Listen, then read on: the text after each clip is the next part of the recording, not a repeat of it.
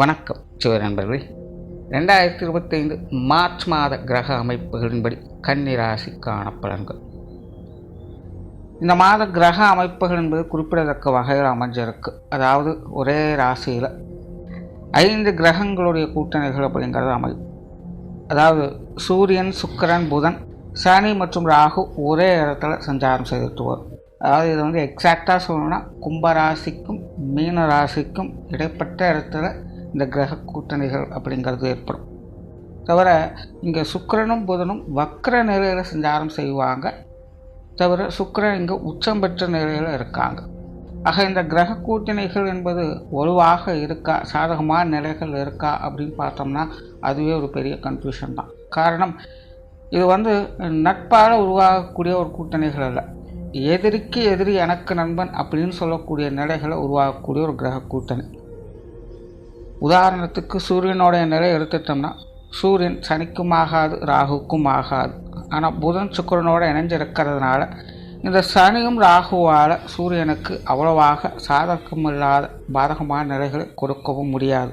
அதாவது இங்கே இப்போது சனியும் ராகுவும் சூரியனுக்கு பாதகமான நிலைகளை செயல்பட முடியாது. ஆனால் இயற்கையாக அவங்களால சாதகமான நிலைகளை செயல்பட முடியாது. அப்போ இங்கே என்ன மாதிரியான சூழ்நிலைகள் இருக்கும் அப்படிங்கிறது கொஞ்சம் கஷ்டம் யூகிக்கிறது. இந்த மாதிரியான காலகட்டங்கள்லாம் அந்த கர்ம பலன்கள் அப்படிங்கிறது அதிகரிக்கும்.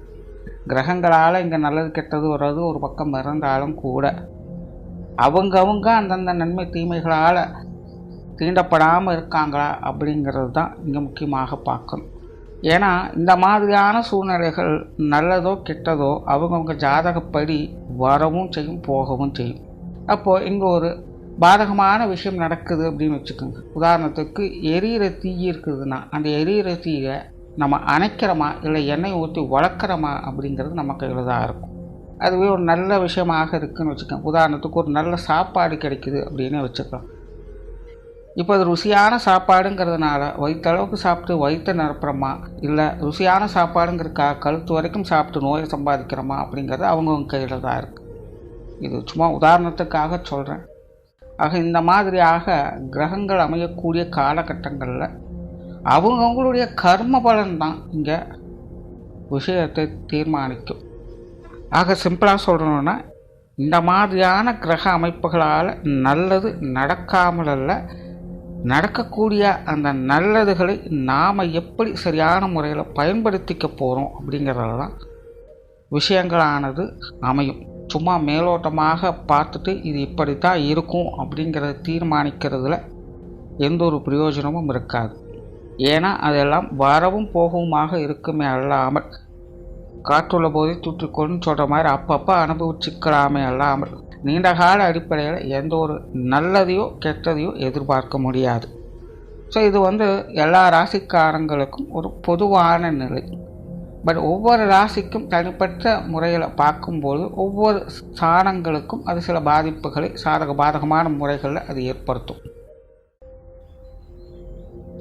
ஸோ இந்த அமைப்பானது கன்னி ராசிக்கு பார்த்திங்கன்னா ராசிக்கு 7ஆம் இடத்துலேருந்து செயல்பட்டு வரும். தவிர இந்த மாதம் உங்களுடைய ராசிநாதனும் ராசிக்கு 7ஆம் இடத்துல நீச்சகதி அடைந்து வக்ர நிலையில் கிரக கூட்டணிகளோடு சஞ்சாரம் செய்துட்டு வராங்க. ஆக கன்னி ராசிக்காரங்களுக்கு இந்த மாதம் எல்லாமே ஒரு கலவையான அமைப்புகளில் தான் இருக்கும்.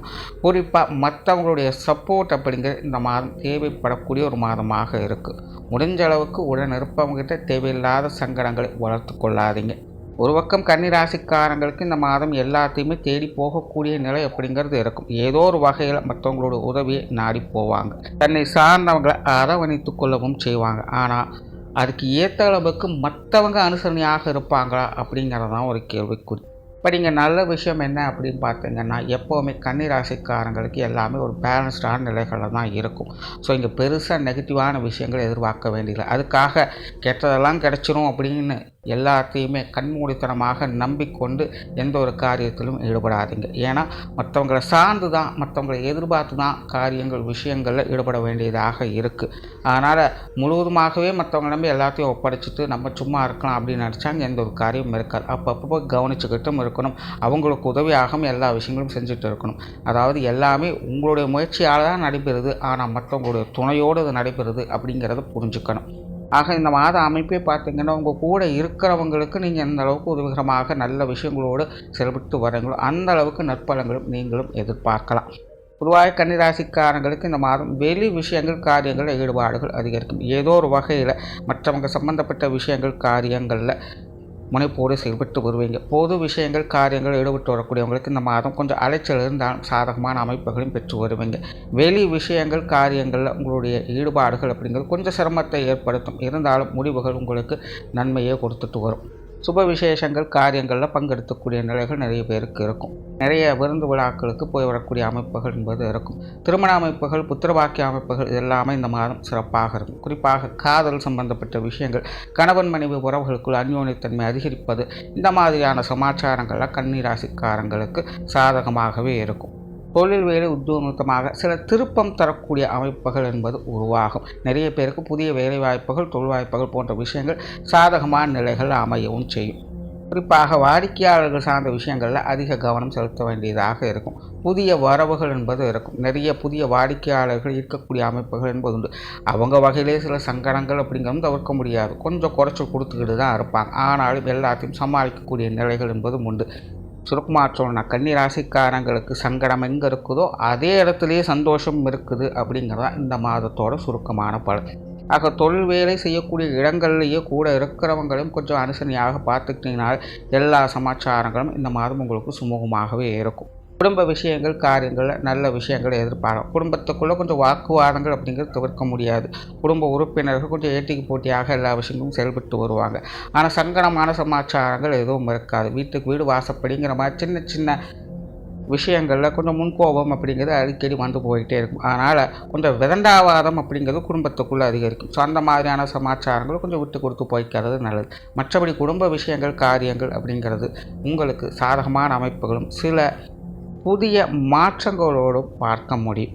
கண்டிப்பாக குடும்ப சூழ்நிலைகளில் ஏதோ ஒரு மாற்றங்கள் அப்படிங்கிறது இந்த மாதம் உங்களுக்கு ஏற்படும். அதுவும் உங்களுக்கு சாதகமான நிலைகள் இருப்பதையும் பார்க்கலாம். மாணவர்களுக்கு கல்வி மற்றும் வித்தை சார்ந்த விஷயங்கள் சாதகமான அமைப்புகள் இருக்கும். குறிப்பாக மாணவர்களுக்கு பார்த்திங்கன்னா புத்தி கூர்மை என்பது அதிகரிக்கும். ஏதோ ஒரு வகையில் ரொம்பவுமே முனைப்போடு செயல்பட்டு வருவாங்க. அது கல்வியில் இருக்கலாம், அல்லது ஏதாவது கலை சார்ந்த விஷயங்கள் இருக்கலாம், விளையாட்டுத் துறைகள் இருக்கலாம். ஏதோ ஒரு வகையில் ரொம்பவுமே ஆழ்ந்த சிந்தனையோடு அவங்க மூழ்கி இருப்பாங்க. சில விஷயங்களில் அவங்களாகவே தானாகவே கற்று தேரக்கூடிய அமைப்புகள் என்பது உண்டு. பல புரியாத விடைகளுக்கும் விடை காண முற்படுவாங்க. அந்த மாதிரி மாணவர்கள் ஒரு தேடல் மனப்பான்மையோடு செயல்பட்டு வருவாங்க. எட்டு சுரக்காய் கூட்டு குதவாது அப்படிங்கிறத புரிஞ்சுப்பாங்க. மாணவர்கள் சுய முயற்சியால் நன்மைகளை பார்க்கக்கூடிய ஒரு மாதமாக அமையுது. அதே போல் சொத்து சுகங்கள் வகையில் சாதகமான அமைப்புகள் ஒரு நல்ல விஷயங்களை எதிர்பார்க்கலாம். இடமாற்றங்கள் கொடுக்கல் வாங்கல் விஷயங்களில் சாதகமான அமைப்புகள் என்பது இருக்கும். ஆனால் கன்னிராசிக்காரங்க இந்த மாதிரியான விஷயங்களை காரியம் முடிகிற வரைக்கும் கச்சிதமாக கவனத்தோடு இருக்கிறது நல்லது.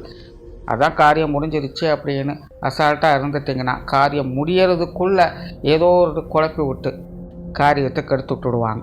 அந்த மாதிரி இந்த கொடுக்கல் வாங்கல் விஷயங்கள், குறிப்பாக இந்த சொத்து சுகங்கள் வகையில் ஏற்படக்கூடிய கொடுக்கல் வாங்கல் விஷயங்களில் காரியம் முடிகிற வரைக்கும் கொஞ்சம் கவனத்தோடு இருந்து வர்றது நல்லது.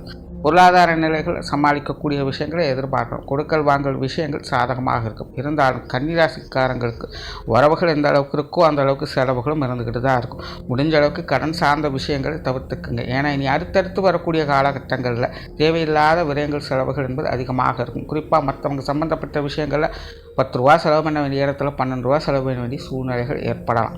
தனக்குன்னு செலவாகிறத விட தன்னை சார்ந்தவங்களுக்காக மற்றவங்களுக்காக செலவு பண்ணுறது இந்த மாதம் கொஞ்சம் அதிகமாகவே இருக்கும். ஆகையினால் வரவு செலவு விஷயங்களில் கொஞ்சம் கவனமாக இருங்க. அதே போல் உடல்நல விஷயங்களையும் கொஞ்சம் கவனம் எடுத்துக்கங்க. ஏன்னா ராசிநாதன் 7ஆம் இடத்துல நீச்சகதியில் வக்ரகதியில் செயல்பட்டு இருக்கிறதுனால மன ரீதியாகவும் உடல் ரீதியாகவும் இது கொஞ்சம் சங்கடங்களை ஏற்படுத்திக்கிட்டு தான் இருக்கும். நிறைய அலைச்சல்கள் கண்டிப்பாக இருக்கும். 1க்கு 2 வேலை செய்ய வேண்டிய சூழ்நிலைகள் ஏற்படலாம். இதனால் மன ரீதியாக கொஞ்சம் குழப்பங்கள் பதட்டங்கள் இருந்துக்கிட்டு தான் இருக்கும். உடல் ரீதியான அசௌகரியங்களும் அது அடிக்கடி கொடுத்துக்கிட்டு தான் இருக்கும். குறிப்பாக வயதில் மூத்தவங்க, ஏற்கனவே ட்ரீட்மெண்ட் எடுத்துக்கொண்டு இருப்பவங்க, நாட்பட்ட நிலைகளில் மருந்து மாத்திரைகளை எடுத்துக்கொண்டு இருப்பவங்கெல்லாம் இந்த மாதம் சின்ன சின்ன விஷயங்களையும் உடல்நல ரீதியாக அலட்சியப்படுத்தாமல் இருப்பது நல்லது. ஏன்னா நீங்கள் சாதாரணமாக விட்டுருப்பீங்க, அது பின்னாடி பெரிய அளவில் கொஞ்சம் பிரச்சனைகளை ஏற்படலாம். ஆல்ரெடி கன்னிராசிக்காரங்க உடல்நல ரீதியாக சின்ன சின்ன அசௌகரியங்களை பார்த்துக்கிட்டு தான் இருப்பாங்க. கால் வலி, மூட்டு வலி, தலைவலின்னு ஏதோ ஒன்று உடம்புக்குள்ளே குடைச்சலை கொடுத்துக்கிட்டே தான் இருக்கும். முடிஞ்ச அளவுக்கு இந்த உணவு விஷயங்கள், ஓய்வு சம்மந்தப்பட்ட விஷயங்கள்லாம் கவனம் எடுத்துக்கங்க. ஆகாத பொருட்களை எடுத்துக்கொள்ளாதீங்க. சுருக்கமாக சொல்லணும்னா கன்னிராசிக்காரங்களுக்கு இந்த உடல் ரீதியாக வரக்கூடிய சங்கடங்கள், மன ரீதியாக வரக்கூடிய சங்கடங்களில் அலட்சியம் என்பது இருக்கக்கூடாது. ஸோ ஓவராலாகவே கன்னிராசிக்கு பார்த்திங்கன்னா இந்த மாதம் சாதகமான சூழ்நிலைகள் என்பது இருக்கும். ஆனால் மற்றவங்களை சமாதானப்படுத்தி தான் அந்த சாதகமான நிலைகளையும் பார்க்க வேண்டியதாக இருக்கும். நன்றி, வணக்கம், வாழ்க வளமுடன்.